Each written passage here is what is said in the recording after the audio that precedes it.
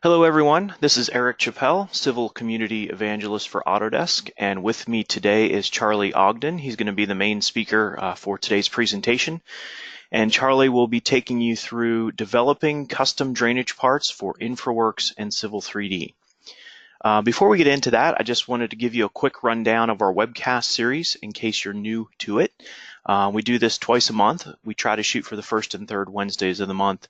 We really just want to get information out to you folks, the users of our products, and in many cases it's coming from the product team itself, and that's the case today. You're hearing right from Charlie, one of the product managers for InfraWorks. We'd like to know what you want to see as far as future topics. So you've got a questions panel in your GoToWebinar interface. If you've got ideas or things that you'd like to see in the future, just go ahead and type it right in there. If it pops into your mind later in the webcast, you can do it then. But we download a report of everything that's posted up there for future reference. And when we're planning out future webinars, we'll be sure to look at that and look at your suggestions. Want to make sure you check out the Autodesk Civil Engineering Community Center. The URL is civil-community.autodesk.com. It's kind of a central hub of all things Autodesk Civil. Of course, stuff about products, information from the forums, from the customer gallery where folks like you post work that they're doing. You can even search recent posts if you're looking for something specific, like you heard there was a webcast about creating custom drainage parts. You could search some keywords based on that and find posts that are recent based on that search criteria. Lots of other stuff. Definitely want to check it out, bookmark it, and visit it at least once a day. There's always new stuff up there. In the event that Charlie gets into some forward-looking things like preview features or labs features, we just want to make sure that you understand this disclaimer. Basically, I'll summarize this for you. It means that there's no guarantee that you're going to see anything we talk about that we're working on, unless you actually see it in a fully supported version of the software. So, more importantly, don't make any purchasing decisions based on anything we talk about that we're working on. In other words, it hasn't been released yet. I don't know that we'll be getting into that today, but you never know where the discussion can take us. We encourage you to ask lots of questions. Unfortunately, because of the size of our audience, we can't open the phone lines, but you have the chat or questions panel in your GoTo interface. Please use that to ask questions. I'll be monitoring questions. Not sure that I'll be able to answer all of them, but if not, I will interrupt Charlie here and there to ask them out loud. And if we don't get to all your questions by the end of the webcast, we do have the option to contact you directly and provide answers to your questions. So please ask lots of questions. It makes the presentation even more interesting if we're hearing from you folks as well as the presenter, who is Charlie in this case. So with that, I'm going to turn the floor over to Charlie, and he's going to take you through today's topic. Charlie, the floor is all yours. Okay, thanks, Eric. Hopefully you can see my screen here. Yep, I'm looking at a PowerPoint presentation. All right, great. All right, so yeah, we're going to be talking about creating drainage parts for InfraWorks and Civil 3D.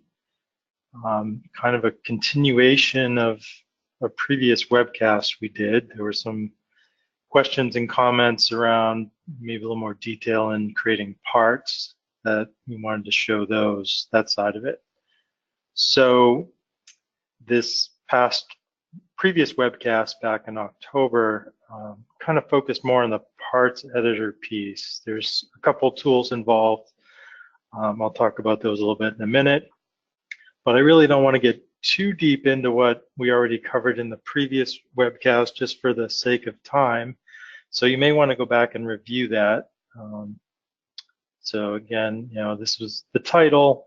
We focused on parts editor. We did a little bit in Inventor, some basics, just so I could create an underground structure, kind of a rectangular, simple example of how you kind of create a sketch and then build a 3D shape from the sketch. And that's really how Inventor works.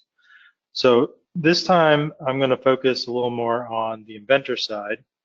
I'll start by reviewing some details on the tools, but again, don't want to spend too much time duplicating what was mentioned before, because the part I'm going to build will take a little bit longer than the last one. So I want to focus on that. So I'll jump right into shape modeling. What I'm going to show this time is a surface structure, and that's part of a drainage manhole or inlet that ties to the ground surface in InfraWorks or Civil 3D, and then has an underground structure below it, and either a grate or a cover on top, whether it's a manhole or some inlet with a grate, combination inlet, that type of thing. So I'm going to be modeling that, and I'll also talk a little bit about reference points. These are used to align these structures in InfraWorks with the road. That was the initial intention. We've since added some functionality so that you can have move and rotate grips inside Civil 3D using these reference points. So I'll talk about that. And then quickly I'll go into Parts Editor, at least to publish a catalog with my part, and then show it in Civil 3D. So Eric already showed a version of this. I'm not planning on covering future things, but there are some things related that might slip. I don't know. So I'll just put this up here again. But Eric already talked about this. Don't make any purchasing decisions if I do slip and mention some upcoming stuff. Okay, so I wanted to start just to mention, again, there's two tools. If you watched the first webcast, you saw on the Inventor side, there's a tool. It's an Inventor plugin. And then to actually create a catalog, there's a tool called Parts Editor. And we have versions for 2018, and we recently launched 2019 with versions of that. The main difference is 2019 uses the 2019 Inventor server. So does Civil 3D 2019 and InfraWorks 2019.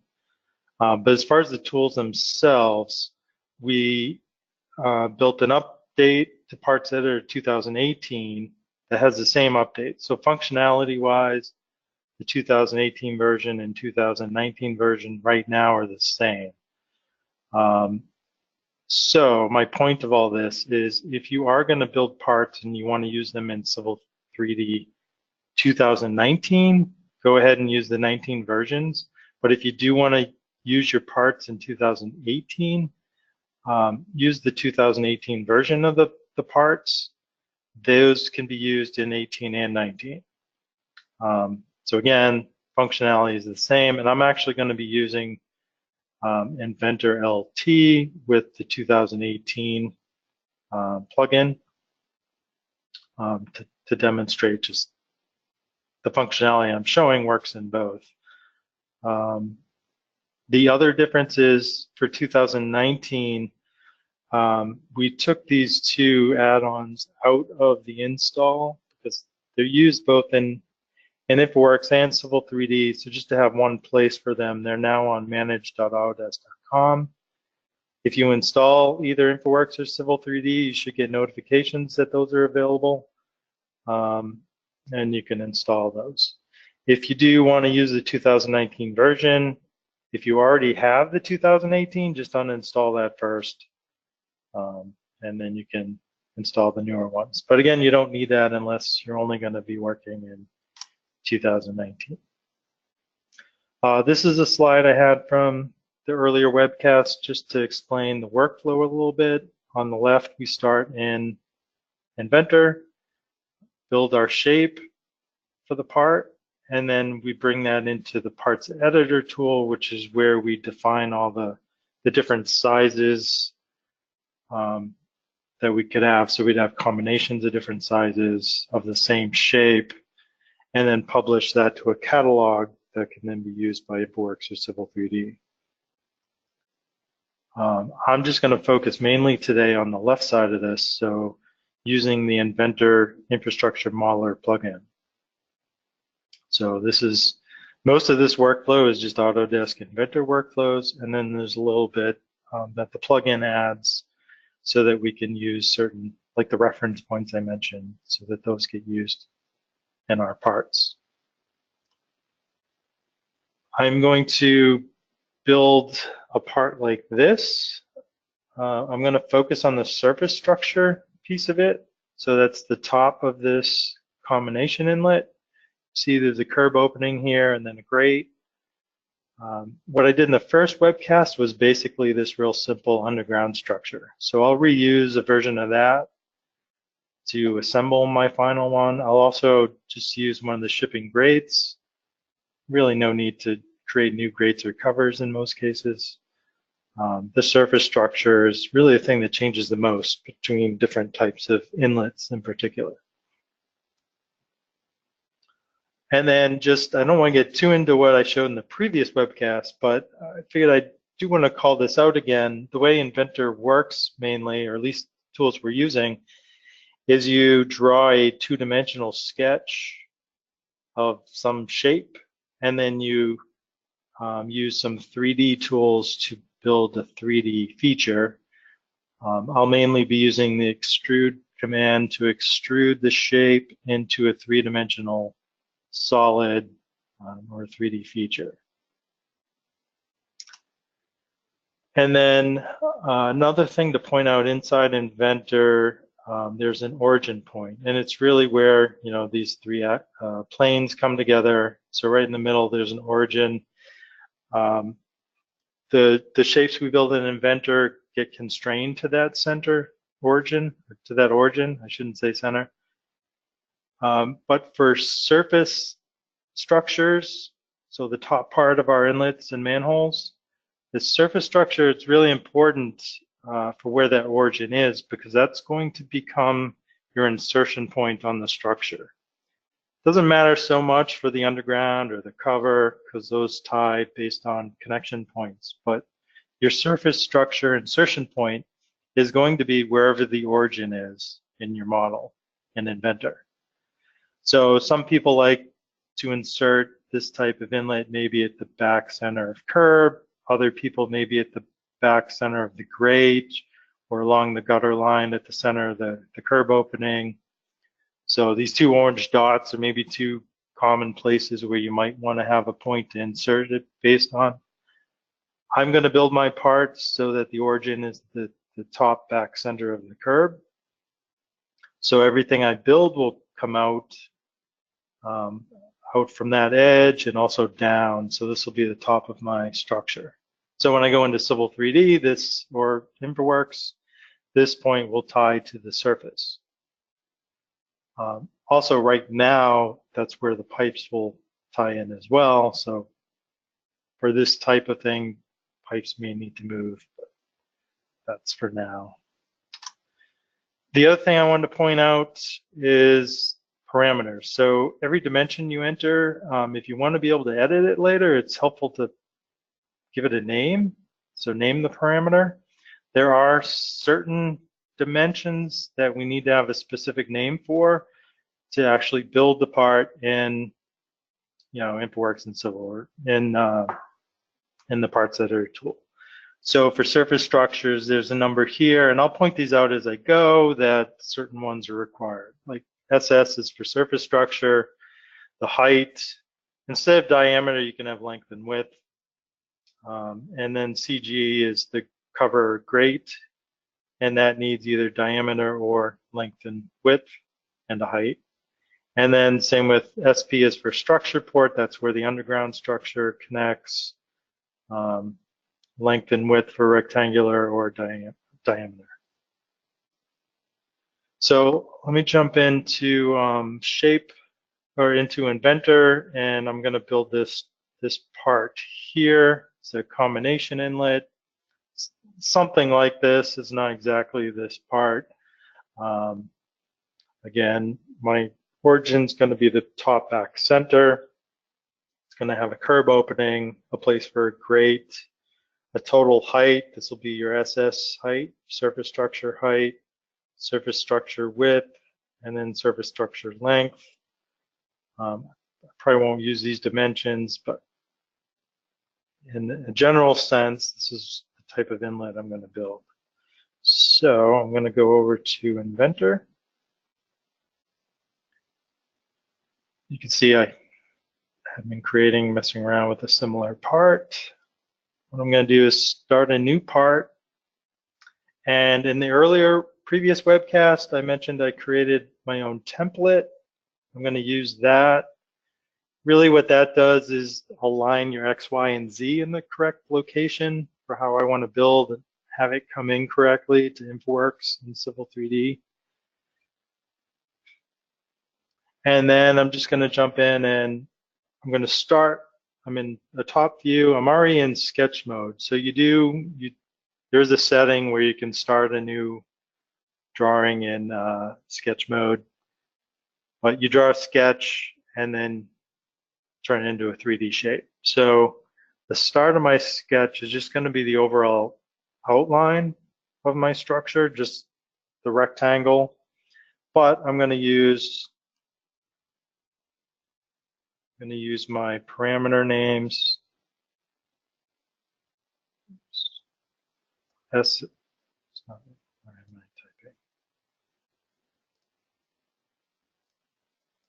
So I'm picking one corner and I want to type in SS width.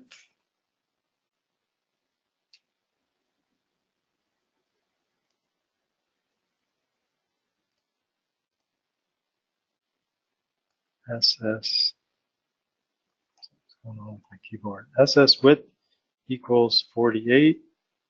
And then I'll tab and do, except I just did these backwards. SS length equals 48. Tab SS width. I'm going to do 36. Hit enter. Just going to zoom out so you can see what I drew. All right, so I drew a rectangle just kind of in space right now, 48 by 36, using parameter names. The origin point is this yellow dot, and I want to tie this to that origin. Right now it's not. You can see I need 2 dimensions. So down the lower left, telling me 2 dimensions are needed.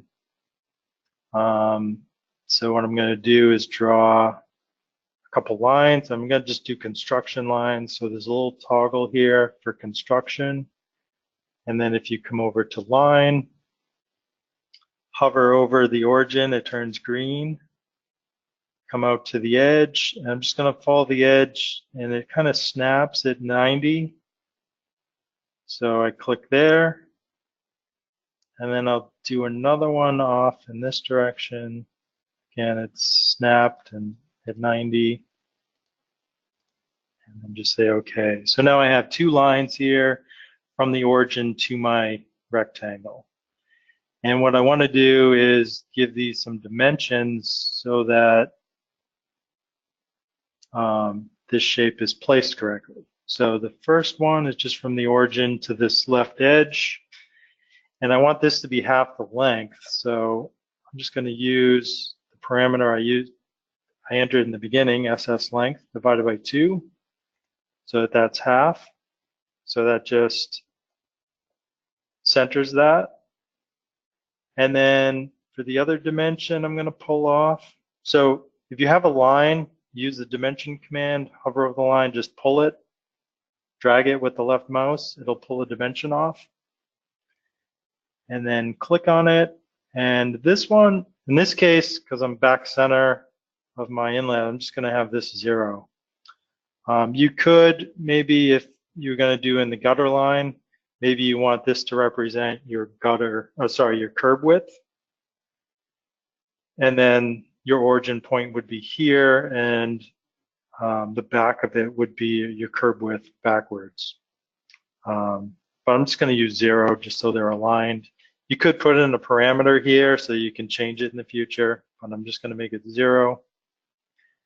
And now I have my part fully constrained. You can see in the lower right.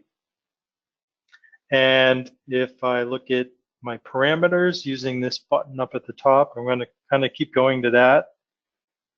You'll see I have SS length and SS width.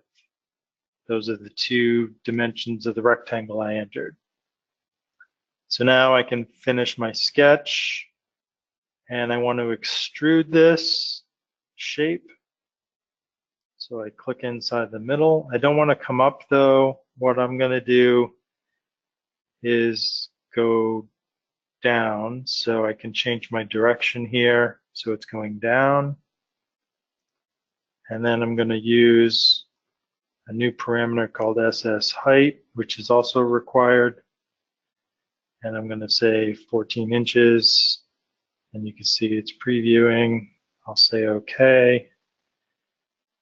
So now I have kind of the overall mass of my structure, but what I'm going to have is the curb in the back, so I want to cut out a chunk of this over where the grade is going to go. Okay, so my next sketch is going to be on the top. So I choose Start a New Sketch, click on the top, and I want to offset from the back of this for my curb width.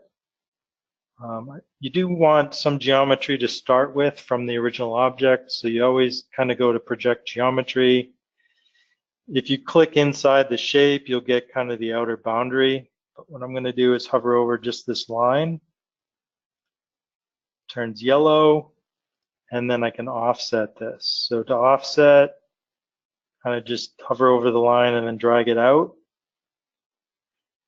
And this is my curb width. So I'm using curb W equals 6. And I'll just say OK. Actually, I want to also use this line on the right, on the bottom, I mean. So projected geometry from the top and also the bottom edge. Because you'll see I need 2 more dimensions. So what I'm going to do is just, I want to cut out the bigger part of this. So I'm going to draw a line from my offset line on both sides. Okay, now this geometry is fully constrained, so I can finish my sketch. And I want to cut out this bigger part, so I'm going to extrude. This time I'm going to use this cut option. Click inside the larger section here. So it's cutting down. I don't want to go the full distance though. What I want to do is go the height of my curb. So I'm going to say curb height. So a new parameter equals 6. So now it's just going to cut down the height of my curb. And by putting in these parameters, I can always change this later in Parts Editor. But now I have the basic shape of my part. So where the grade is, that's actually going to be sloped a little bit. So maybe, your whatever your gutter slope is. So to do that, I'm going to start a new sketch on the side. And oops, I need to start with some geometry. So I just want this line here. What I want is, here, I'll just draw an exaggerated view. I just want to slope this so it slopes towards the inlet. So this road probably has a gutter slope or just the cross slope of the road. So usually these inlets have a slope on them. So I'm going to use that. Plus I need a vertical line here just to close this shape. I'm just going to come up way past it, staying at 0 degrees. So I have 2 lines. You see I still need 3 dimensions. And if I trim these, that's going to help, because now these 2 lines are coincident at that point. So I need 1 more dimension. So I want this sloped at a certain value. So what I'm going to do is dimension the height over here based on the length of this yellow line and the slope I want. So I know that yellow line is basically my SS width minus my curb width. right? So I want that times, I'm just going to do 2% because in Civil 3D, that's what my road is. But this might be your gutter slope, 4%, 6, 8%, whatever the slope of the gutter is. So I'll enter that. See, for 2%, it's pretty small, but it's fully constrained now. I'll finish my sketch and now extrude that. So I want it to go the other way, but still be joined. So I just change the direction. And I want to use the parameter I have for the SS length so that it goes the whole way. And then I can say OK. So now there's a slight slope to that where the grade's going to go. So first, though, I'm going to go to the curb opening. So I'm going to put an opening here on the face of the curb. So I'm starting a new sketch. And because that top one's sloped, I'm just going to pull that down a little bit so I can see the face. And I want to define the curb opening height. So I'm going to project from this line here. So I'm projecting just that line, which I'm going to offset. I'm going to call this curb open height. I'm going to say it equals 4 inches. So not quite all the way at the top. And then I need the sides for the opening. So I'm just going to do a line from here down so it's at 90 degrees and hits my yellow line that I have for one edge. And then I'll just do another one on the other side.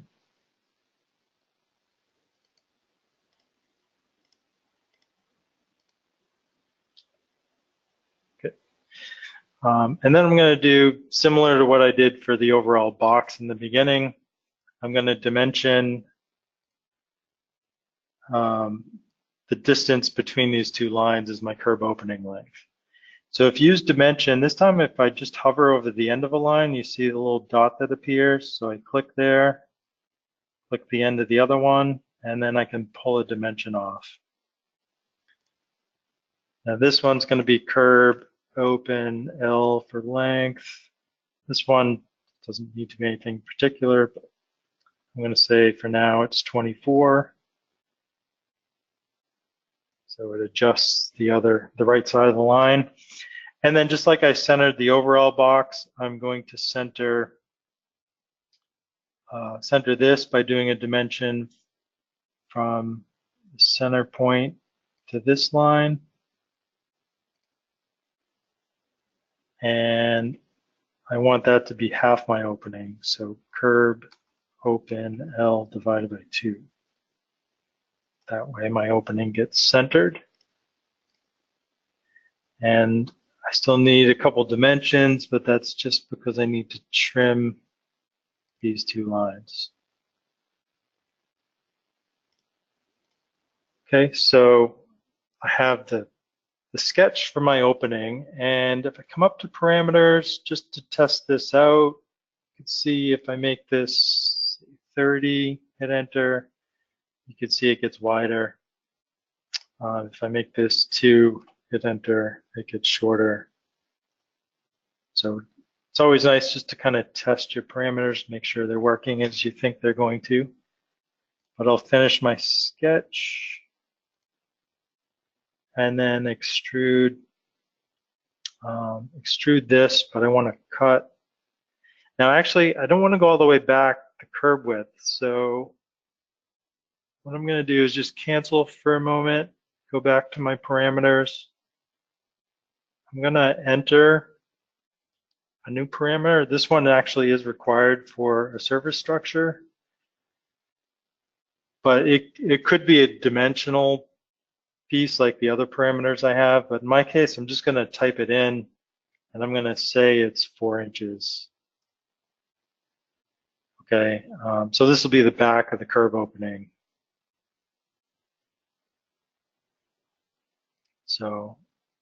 So that when I extrude this shape here, and again, I'm cutting, what I'm going to do is go back a distance. That's my curb width, but minus that wall thickness I made.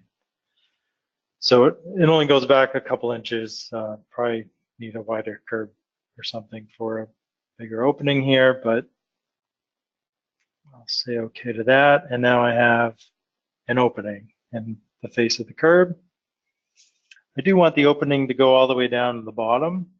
So I'll make another shape, or sorry, another sketch right inside here.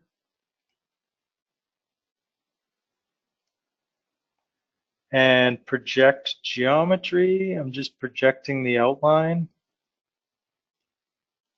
That's really all I need for this. So I'm just going to finish that.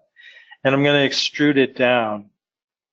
But before I do that, what I want to do is just put a plane at the bottom.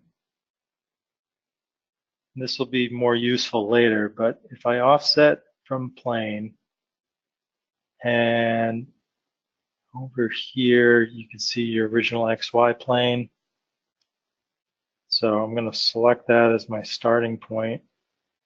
And what I want is a plane down at the bottom, which is the SS height. So I'm just going to go negative SS height. And you'll see it's going to put a plane down the bottom. So this is another way to extrude instead of putting in a dimension. I come here to extrude, pick this shape, but I'm going to cut. Up to now, I've been using distance and putting in some value. What I'm going to do instead is use the 2 option and then pick this work plane. And I'll use that again later. It'll be more useful on this sloped surface because it's not a fixed distance. So I'll say okay to that. And if I look underneath, you see I have a hole going all the way through. Okay, so there's my curb opening. And now I want to do where the grate is going. And sorry, I may be going a little fast, but hopefully rewatching the recording. This one's, I wanted to kind of balance between something complex enough to show things and the time allowed. So let me start another sketch for where the grate's going, right on this face, right in here. And similar to how I did the curb opening, I'm going to do that similar coming off of this line right here. Okay, I'm going to do an offset for my grate width and then set the sides for the grate length. So I'll use offset, pull this off, and this one is one of the required parameters. It's CG width is basically my grate width or cover width. In this case, it's a grate. So CG width equals 24, and it puts that right there. I'm just going to pull this dimension off so it's out of the way. And then similar to, I'm just going to turn this,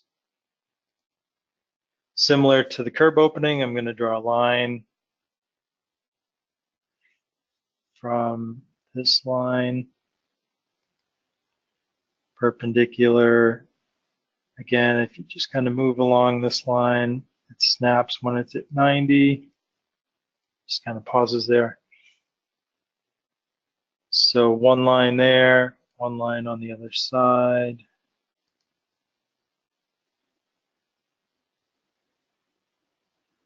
Snaps at 90. Okay. And I want to give this dimension like I did the curb opening. So picking the ends of these, pulling that off. This is going to be my grate length. So it's CG length. And I'll say it equals, I'll say 24 for now. Okay. And then I also want to center it like I centered the curb opening. In this case, though, I need a point at my center. So to do that, I'm going to project my center point to the plane I'm working on. Actually, I'm just going to make this center point visible so that little yellow dot shows so I know where it is. Then I'm going to project geometry, pick this center point, and then you can see, I don't know if you can see, but the little yellow dot there where my center is now.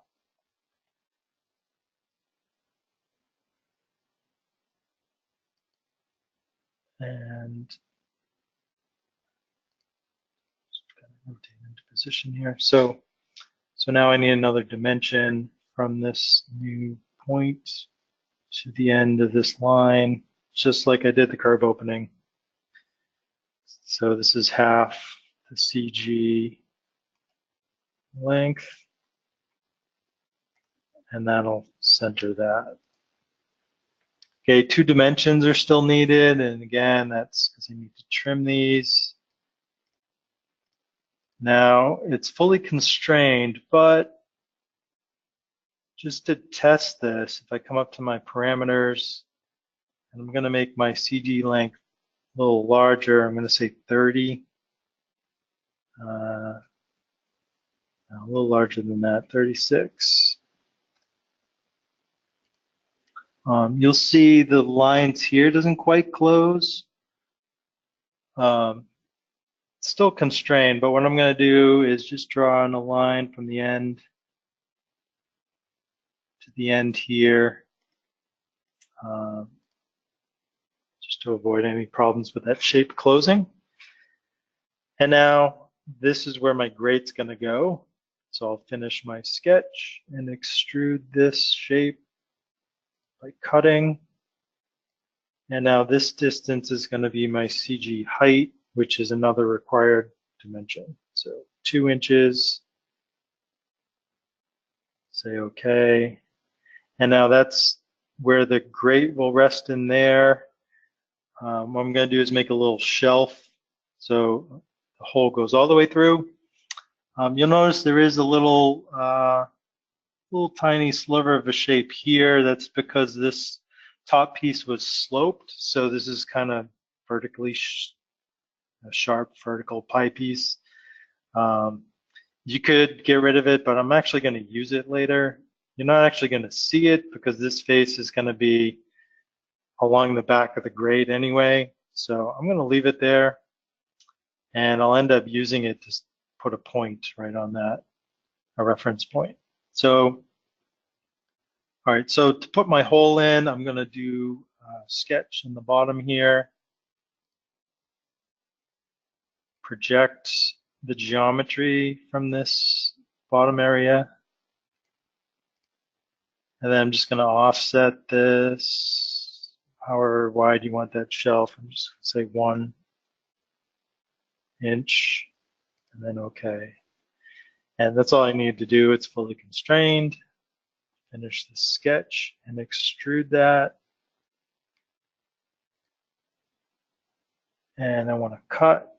Now this is where having this plane is helpful because this top is sloped. So this isn't a fixed distance. I could go past it and that'd be fine, but instead I'm going to use 2 and go right down to this work plane. Okay, so extruding to the plane. If I look at the bottom, the hole goes all the way through. Oops. Okay, so that's basically the shape of my inlet. You could do some things like filleting. I might do like a 1/2 inch fillet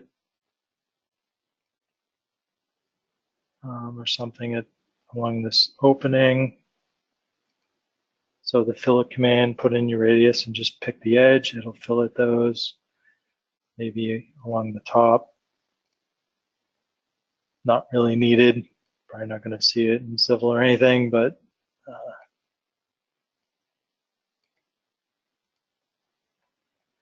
some different things you can do. All right, so now if I come up to my parameters, I just want to give a check.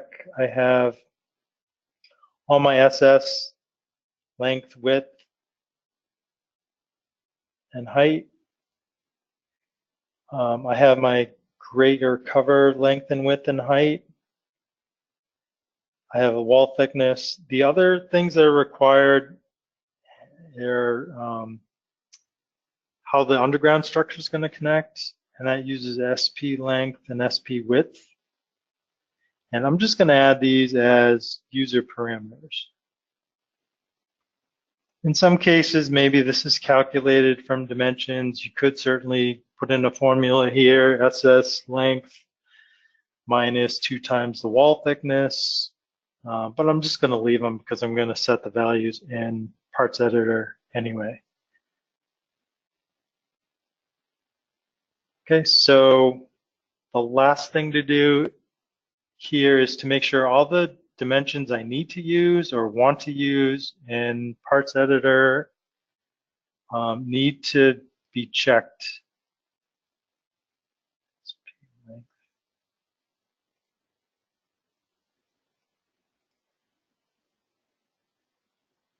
Why that just popped up.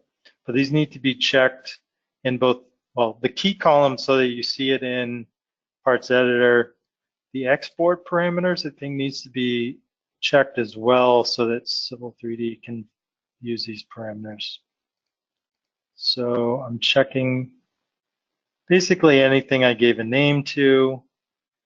It would be helpful to kind of put in some comments. Those will show up when you're in parts editor. So if you have some obscure names, you can kind of tell what they represent, especially while you're learning, just to know what SS length, SP length, CG, what those are. You could put in some comments.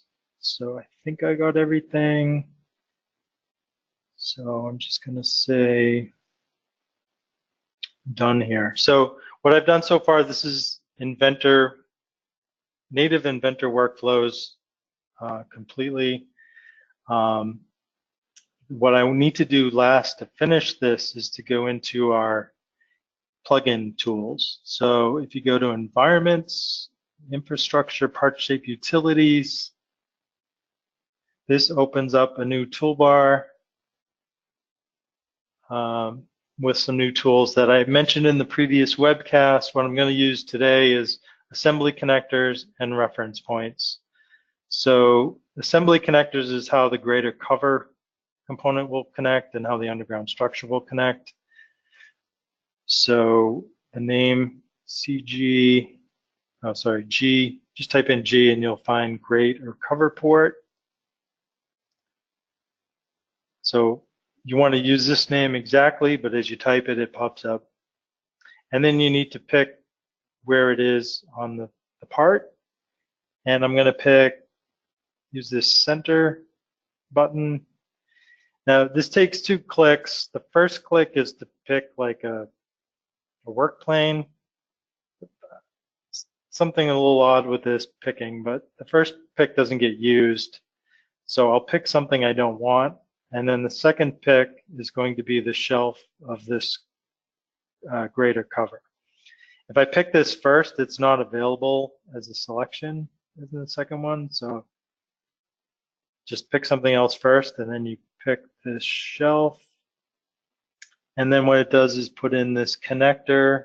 I say okay, you can see it a little bit better, but that's right in the center. It's right at the bottom of the greater cover.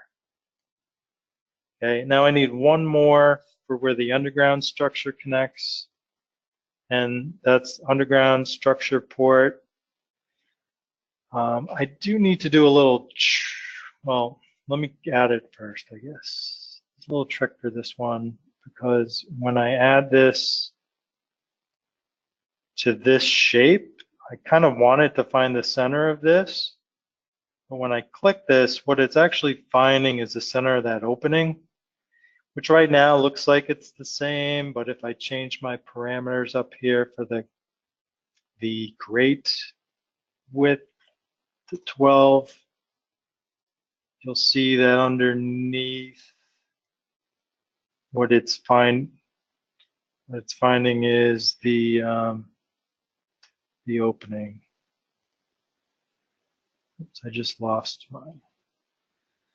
Well, that's all right. For the sake of time, what I want to do is I need to get out of this and actually create just a boundary for what I want and add my shape there. So I wasn't quite done here.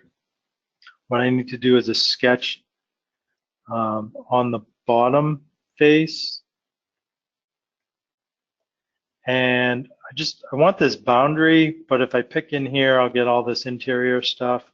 So the easiest way to create a kind of a boundary here would be to project just a point. So if I hover at the corner, I'll get a point. Hover at this corner, I get a point.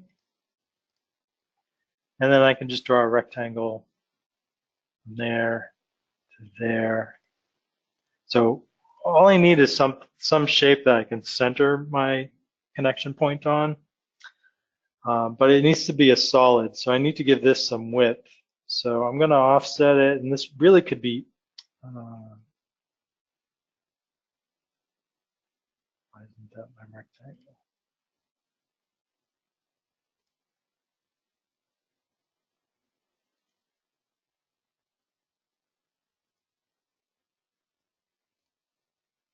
Rectangle here, there, okay.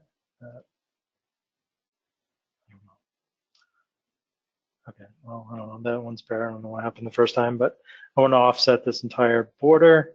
It could be anything. You're not really going to see this, but I'm going to say wall thickness and enter. And then I just need a little edge of this. So I'm going to extrude it, but just a tiny bit so it's not really impacting my part. I just need something to connect to. So I have this tiny bit of an edge there. I can turn off the visibility of this work plane too. Go back to my part shape utilities, add that connector for underground, and pick a point. Now I want, so again, I need to do this in two picks. So I'm picking here. And my second pick, I want to grab this shape that I just made. And I want to make sure it's pointed in the right direction, which it looks like it is. If not, just use this tool to kind of flip it around. Then I'll say OK. So now that's centered on the structure at the bottom. Okay. So the last thing I wanted to do was reference points. And let me just go back to my slide for a moment. So originally reference points, we use these on parts and in infraworks so that we can automatically line up this inlet with the road. So it lines points 1 and 2 along the road, and then at point 5, it knows where the center of the inlet is. Sorry, 3 and 4 here, so it knows which side the inlet's going in towards the road. So these points get defined on the part, so for infraworks knows how to align it automatically. It doesn't so much matter in Civil 3D because Civil 3D doesn't automatically align to anything. But for Civil, what we can do is put some grips on any of these points that we want, and we can either have a move grip, a rotate grip, or both. And I'm just going to jump back into Inventor and show you how to do that. So I'll go to reference points. So my P1, again, that's going to be over here. But to define this as a move point, and it might be useful to move this kind of to a curb line and then be able to rotate it along the curb line from here. What I want is just to type in with a space, move grip, and that'll create a move grip. And then with another space, if I say rotation axis, that'll also put a rotation point here. Hopefully we'll improve this so you don't have to type these in. But for now, if you type these in and then pick the point you want, and I want right at this spot there, and then hit apply, and now I'm going to point 2. And I'm going to do the same thing. Actually, I should have just copied this, so I don't need to type it in. But so point 2 over here, and just to set the direction here, and apply. Point 3 doesn't need to move or rotate, and I'm just going to pick point 3 and point 4, just so that we know where how the inlet gets placed. And then apply, and then point 5 at the center. This is where this little extra shape actually comes in handy, because I can select the center of that. So these 3 points should have grips on them in Civil 3D. And the insertion point being back here. So that way you can insert it back here. Elevations will find that, but you can still move it and align it with the edge of your curb line if you want. I could grab material, but let me just, last thing I need to do is export this template. I only got like 10 minutes left. So I'm going to export this, and I'm going to call this new combo inlet and export it. So that's all I had to do. That's what I had to do in Inventor to get this part created. And now the next part is to get it into a catalog, which we go to Civil 3D. We can launch Infrastructure Parts Editor. I already have it open. And you can see here, I already have a part I was playing around with inserted, but let me just show you how I would insert a new one. Probably want to give this a name. I'm just going to go quickly through this part because it's in the other video, and since I'm running out of time, so new shape template, and then I would browse, and I would grab new combo inlet that I just created. So inside this folder, there's an IPT file. So that's my new shape. So I'll bring that in. See, it comes in here. I'll say next, and then just walk through this. It does have a curb inlet, and you do need to choose inlet form, round or rectangular. Everything else here is optional.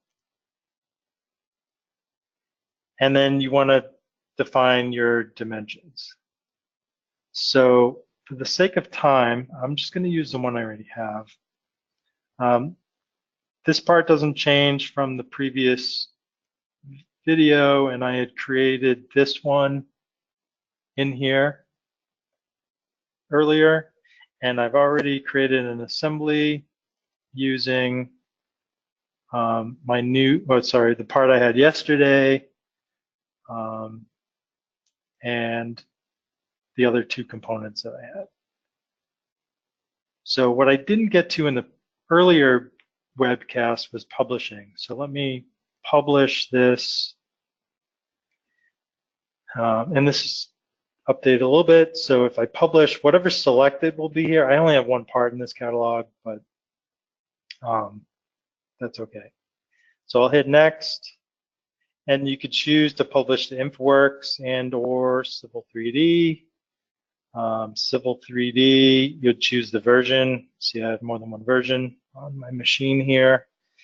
For infraworks, you could publish to a specific model, but we've also added for 2018, one of the updates, we added this shared content folder, and you can see the path here. This lets you put content, new custom content, in a folder that's not the shipping folder, so you can manage your own stuff a little bit better. So I'm just going to say OK to publish this, and it tells me it's succeeded, which is good. If you had an issue, and in the past you might have seen publish failed,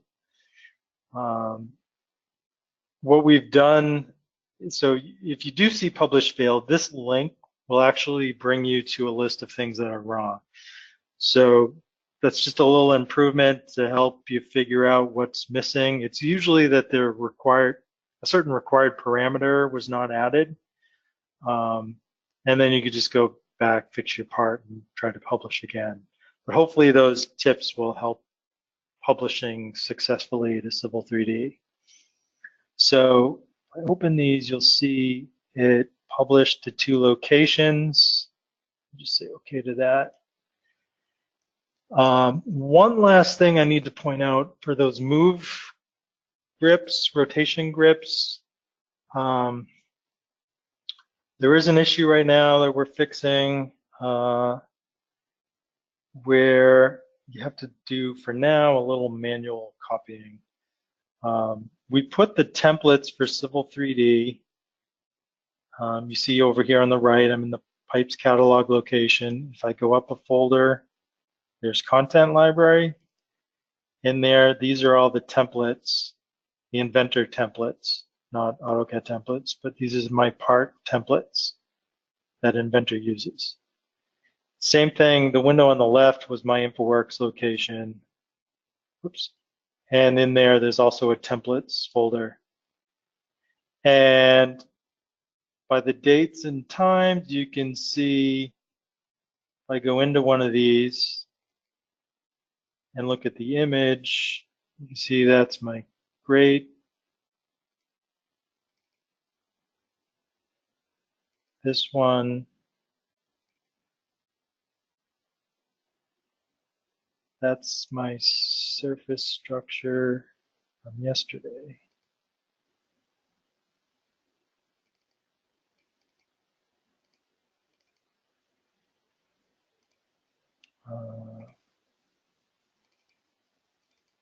That's going to be my assembly. So maybe I use the same. I don't know why that. Anyway, this is my surface structure shape. It's not the one I just created though for some reason, but it's the same thing I did earlier. If you look in this parameter XML file, this is what stores those reference points for move, grip, and rotate axis. Unfortunately, this whole shape is not being copied to this template location. So to use those grips, you do need to copy this template into this one. Actually, it's already in this. For some reason, this is my newer one. But I've manually copied it over to Civil 3D so that when I come to Civil 3D, I can use those parts. So if I've created a new catalog, let me just go through the steps here in Civil. The first thing you'd want to do is set that as the current catalog. And my catalog was called Webcast 2, so I'll say OK. The second thing you want to do is use the command part catalog regen. Structures. So this is just going to update the structure I had. And then the third thing I want to do is I'm going to create a full parts list. And that's going to use the one part I have, plus if I edit this, you'll see it's got my combo inlet. Oh, that's why it didn't publish, because I didn't actually use my new part. I used the one I did earlier. So anyway, I have my curve inlet and then all the pipes that were in the catalog. But now I can come in here and create a new network. I'll just use the full catalog. I already have a composite surface here, and I want to make sure I'm using my new part. And I'm just going to click along here. So it's back a curb. Actually, my curb is a little wider than what I put in. I forgot about that. It's 0.7 instead of half. But so I'll just click in here a couple times to put in some structures. And you'll see on the right, so it's aligning at the top back. Just select this, you'll see the top back point. That's the insertion point on my structure. I can move and rotate it based on that, but also now on my part, I have these other move and rotate points.